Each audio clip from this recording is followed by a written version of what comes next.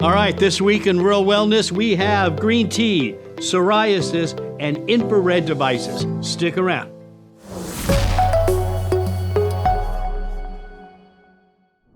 Learn to lose fat and keep it off with green tea. Who likes green tea?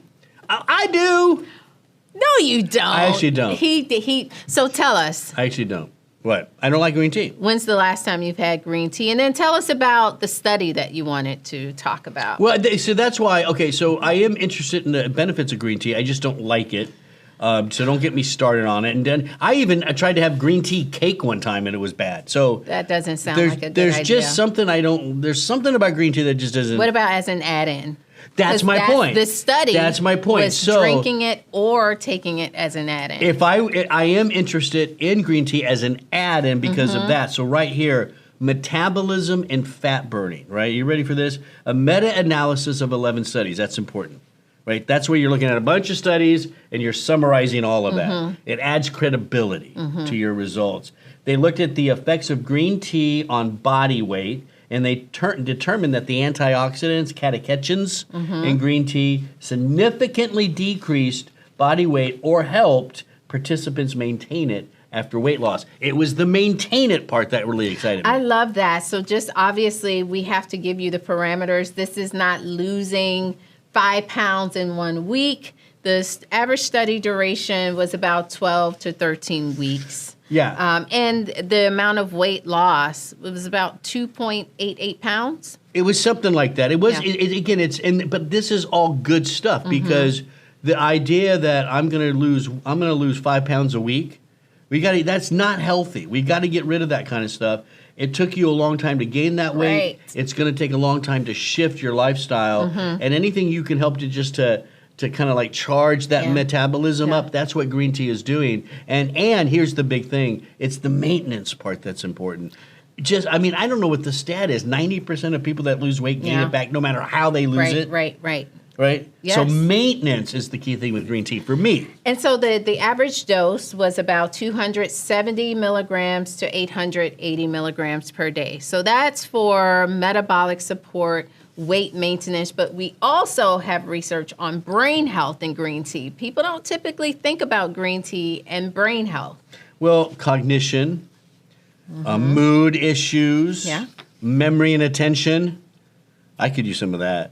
I think we both could. Yeah, all of that could be helpful with green tea. And a matter of fact, what's interesting is there's a study where people taking the green tea, and I think it was an add-in, they used MRI to show the increase in activity within those regions of the brain that are cognition and memory and attention. Yeah. So there's actually, verifiable objective evidence here. Yeah. Now, this was with drinking it, Dr. It Mike. was with drinking it. Okay. Sorry. I think you're going to have to just kind of deal with it. I just can't do it. Well, we can talk about how we add it in a little bit later, but we also know that a component in green tea known as theanine, one of my favorites, I take it as an add-in as well, but it's found in green tea. It can help to induce brain patterns similar to the brain patterns you get with meditation and massage. Theanine. Look how you and said that's that. found naturally in green tea. And I like theanine too, but I take it, when I do want it, I take it as an add-in. Yeah. And then, of course, there's longevity. Oh, this is cool. Longevity research. This was an analysis of 8 studies.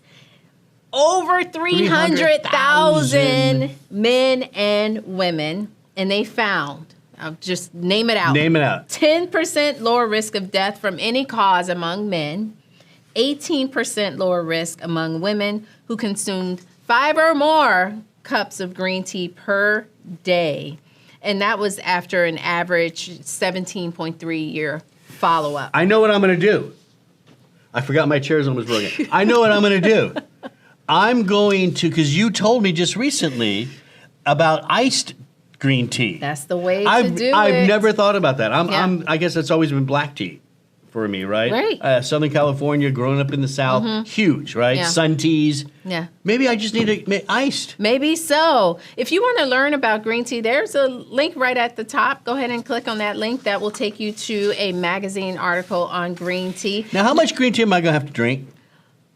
Get your pitcher going. Get it It's a brewing. lot. Oh, well, you told me about the sun brew. Yeah, the sun tea is what it's usually called. Sun tea. And that's a nice way to make it too, because you literally just when it's black tea, you just put the packets in and you leave it out in the sun. Yeah. So you can do the same thing with green tea. And I say just keep it in the fridge and sip on it all day. That'll help you get at least 3-4 cups. And stay hydrated per too. day. It's You're great. staying hydrated. You're getting that theanine to give you that simulation that you're getting a massage. Results may vary, But I'm going to have to add something a little sweet. I think what it is for me is it needs a little sweetness to it or something. maybe a little lemon and a little drop of Honey, maybe? Or honey, a little stevia, whatever you stevia, like, as your Maybe some whipped cream. healthy healthy sweetener. Now, if you would like to learn more, you can head over to lifeextension.com/green tea to view a blog all about green tea. Again, that's at lifeextension.com/green tea. And coming up next, our health watch. Psoriasis flare-ups don't happen at random. Here's what may be fueling them. Today, we're taking a closer look at psoriasis, a common but often misunderstood skin condition that affects far more than the surface of the skin. Psoriasis is a chronic inflammatory condition where the immune system becomes overactive and speeds up the growth cycle of skin cells. Instead of shedding gradually over weeks, skin cells build up within days. The results can be raised, red, scaly patches that may itch, crack, burn, or even bleed. These plaques often appear on the elbows, knees, scalp, and lower back, but they can show up almost anywhere. For most people, psoriasis is also linked with joint pain and stiffness. This is known as psoriatic arthritis. So what causes it? The exact cause is not fully known, but psoriasis appears to develop from a mix of genetics, immune system activity, and environmental triggers. In many cases, family history plays a role. Certain genes can make a person more likely to develop psoriasis, but genes are only part of the story. Triggers, such as infections, skin injuries, sunburn, cold, dry weather, some medications, tobacco and alcohol, obesity, and emotional stress may all contribute to flare-ups. And that brings us to lifestyle. Diet, stress, sleep, and daily habits can strongly influence inflammation in the body. For many people with psoriasis, stress can worsen symptoms or trigger a flare. Poor sleep may also intensify inflammation. On the other hand, maintaining a healthy weight, using moisturizers, and following a Mediterranean-style eating pattern, rich in vegetables, fruit, fish, and olive oil, and don't forget whole grains, may help support better control.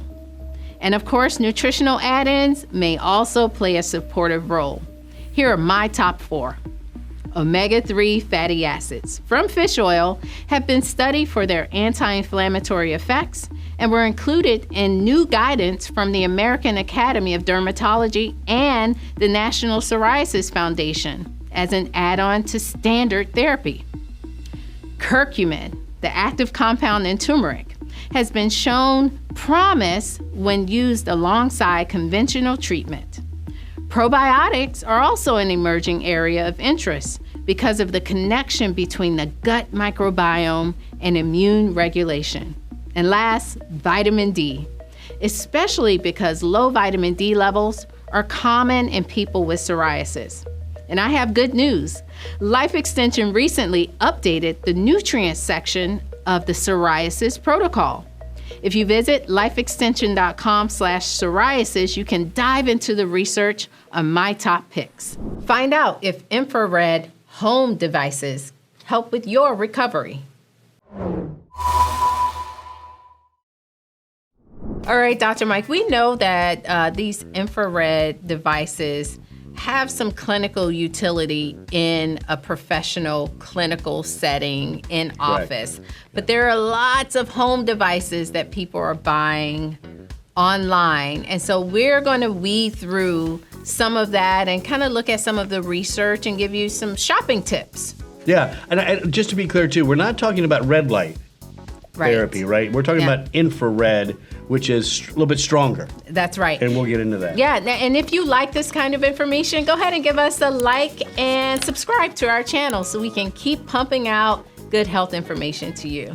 All right, so red light, infrared, what is the difference, just really quickly? Yeah, so let's focus on what infrared light is, because what I'm about to say is not red. Okay. That's the easiest way to do it, right? Yes. Infrared light has two components to it. It has the heat component, which can be helpful, but it also has the electromagnetic radiation component, which is where it gets deeper into the cell and causes a lot of the repair process to kick in. That's right. And cell energy to kick in, and all that. The immune response gets going with it, right? Yeah, so if you're seeing these red light devices, people are using them on their head for hair growth, on their face for reducing wrinkles. You'll notice that there's no heat with those, and they're only penetrating kind of the surface of the skin. So we're talking about infrared, as Dr. Mike mentioned, kind of penetrating deeper into the body. Yeah, and so when you have those two components, the true heat and the true radiation, this is known as PBM, Photobiomodulation. Yeah, I had to look at the word. Yeah, and it's really kind of cool. So we're using wavelengths of light essentially to repair.